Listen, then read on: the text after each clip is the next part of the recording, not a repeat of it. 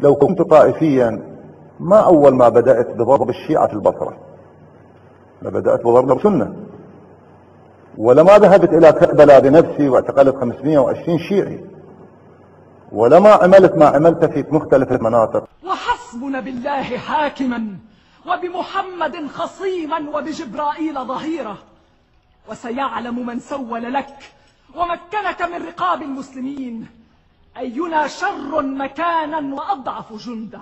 كل تهمة لازم أكو فرد بينة عليها. إذا كنت أريد أسوي البلد شيعي ليش ضربت الشيعة أكثر مما ضربت السنة؟ فالعجب كل العجب لقتل حزب الله النجباء بحزب الشيطان الطلقاء. ولئن اتخذت المغنمة لتجدن وشيكا مغرما، حيث لا تجد إلا ما قدمت يداك، وما ربك بظلام للعبيد. ما يصدر عن مقتدى الصدر لا يستحق الحديث، تكلم لي بغيره. بدين الله ودين أبي وجدي اهتديت أنت وأبوك إن كنت مسلما. ما أجرأك على الله وما أقبحك.